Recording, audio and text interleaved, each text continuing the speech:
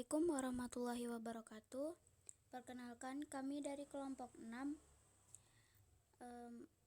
dengan anggota saya Karisma Rizky Aulia dengan NPM 2211010109, dengan teman saya Muhammad Hafiz Putra dengan NPM 2211010133, dan Muhammad Alif Akbar dengan NPM 2211010119. Kami di sini akan mempresentasikan mata kuliah Statistik Pendidikan dengan tema T-Test. T-Test digunakan untuk menguji perbedaan dua kelompok sampel yang berbentuk data interval atau ratio. T-Test hanya digunakan jika kelompok yang akan dibandingkan sebanyak dua kelompok. Sedangkan kalau lebih tidak dapat digunakan T-Test, tapi digunakan ANAVA atau V-Test. T-Test dengan SDBM, rumus yang digunakan itu terdapat T sama dengan MX min MY per SDBM. Uji perbedaan seperti ini sering juga disebut dengan uji perbedaan dengan SDBM atau standar kesalahan perbedaan mean. SDBM adalah untuk menguji apakah dua kelompok sampel yang kita teliti mempunyai mean yang berbeda secara signifikan atau tidak. Di sini ada rumus SDBM. Lalu selanjutnya ada T-Test dengan SDBM. Cara mencari SDM adalah dengan SDM sama dengan SD per akar N min 1 atau SD kuadrat M sama dengan SD kuadrat per N min 1. T-Test dengan SDBM. Untuk menganalisis data dengan T-Test yang menggunakan rumus SDBM perlu dibuat tabel persiapan seperti berikut. Jadi di sini ada X, F, Fx, dan Fx kuadrat. Fx ini terdapat dari X dikali F. 83 dikali 2 sama dengan 166, lalu dikuadratkan menjadi 13.778. Begitupun selanjutnya sampai habis.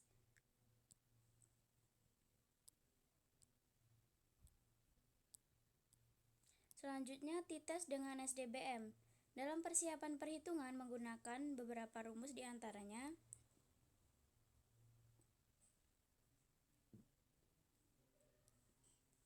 MX sama dengan sigma Fx per Nx sama dengan 3.831 dibagi 57 sama dengan 67,21.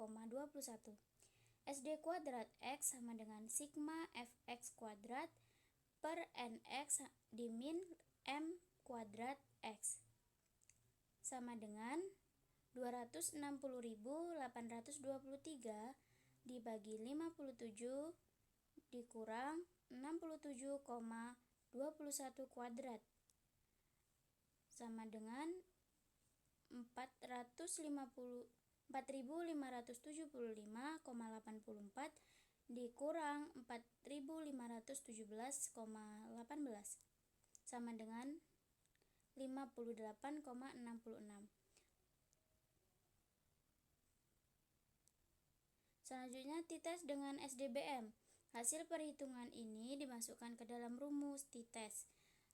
Berdasarkan perhitungan rumus di atas ini, seperti T sama dengan 67,21 dimin 68,28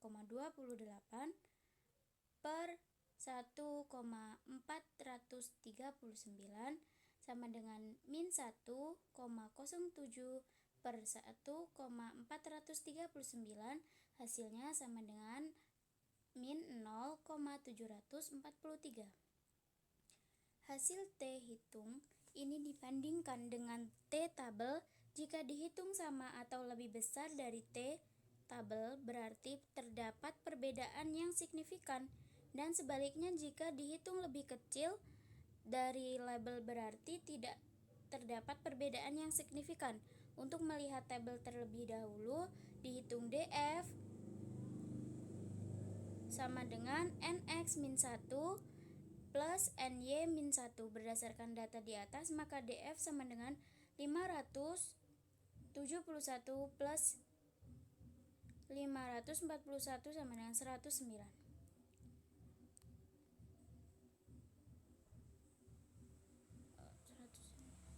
T-test dengan SDBM. Pada tabel nilai T terdapat dua macam taraf signifikan untuk nilai T yang sama, yaitu 1. Uji dua pihak.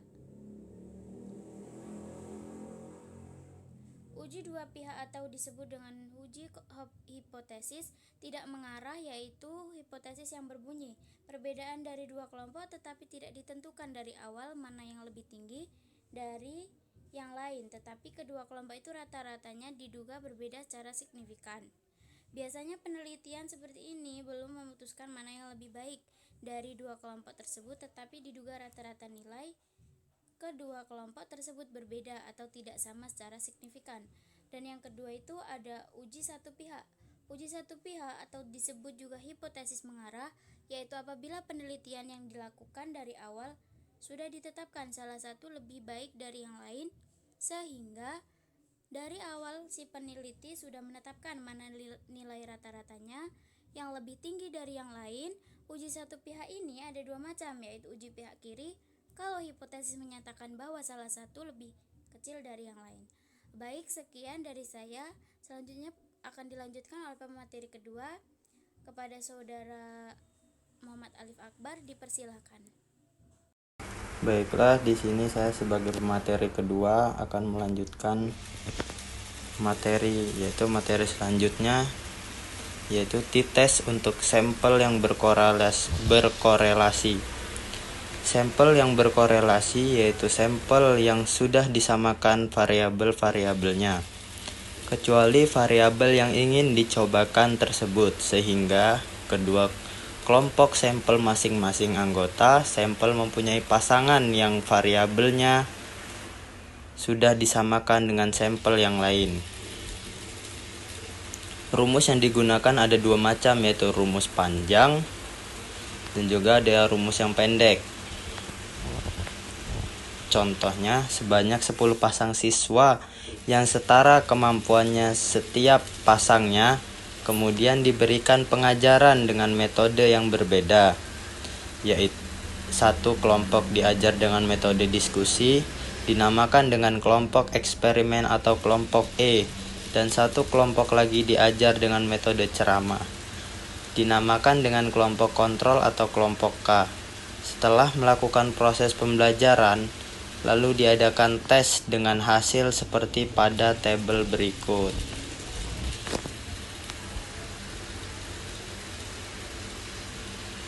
Baiklah, materi selanjutnya akan dilanjutkan oleh pemateri ketiga, yaitu saudara Hafiz Putra. D. Tes untuk penelitian kuansi eksperimen. Perhatikan gambar di samping. Rumus ini biasanya digunakan untuk membandingkan dua kelompok yang tidak berkorelasi. Pengelompokan sampel biasanya dilakukan secara acak. Kemudian diperoleh data masing-masing individu dari kelompok tersebut. Penelitian ini biasanya berbentuk penelitian kuansi eksperimen.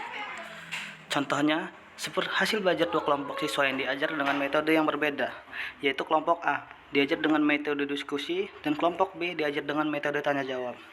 Setelah mengikuti proses pembelajaran, diadakan tes dengan hasil seperti pada tabel di samping. Perhatikan tabel di sampingnya ini, metode diskusi dengan tanya jawab yang berakhir dengan nilai N8 dan 8. Selanjutnya, berdasarkan tabel di atas dilakukan perhitungan sebagai berikut.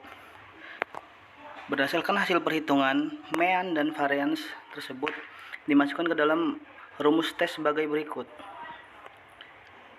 Hasil perhitungan tes ini dibandingkan dengan tabel dengan DF sama dengan buka kurung N1 tutup kurung ditambah buka kurung N2 min 1 yang sama dengan 14. Berdasarkan tabel untuk A 0,05 dengan DF 14 adalah 2145. Ternyata T atau ton lebih dari T, torel. Dengan demikian, dapat disimpulkan bahwa terdapat perbedaan yang signifikan antara rata-rata hasil belajar yang menggunakan metode diskusi dari kelompok A dibandingkan dengan menggunakan metode tanya jawab dari kelompok B. Selanjutnya rangkuman. Tes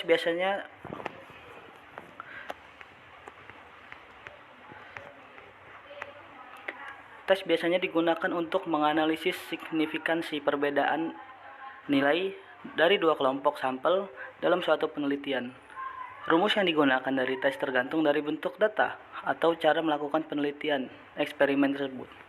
Yang pertama, jika data yang dimiliki tersebut sudah tersusun dalam bentuk kelas interval, maka teknik analisis data yang digunakan dalam tes adalah rumus SDM.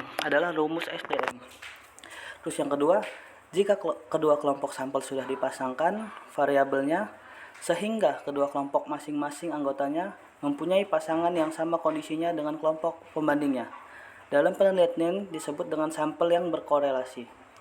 Analisis data dengan tes dapat dilakukan dua cara, yaitu menggunakan rumus panjang dan menggunakan rumus yang pendek, seperti yang ada di contoh di atas.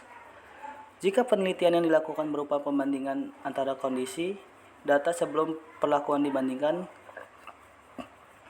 dengan data sesudah perlakuan, yaitu berupa pretest dan posttest, maka model penelitian sampel yang dipasang-pasangkan. Jika penelitian dilakukan dalam bentuk penelitian kuansi eksperimen, yaitu kelompok eksperimen dan kelompok kontrol diambil dari kelompok kelas yang sudah ada. Digunakan rumusnya seperti rumus yang ada di rumus keempat.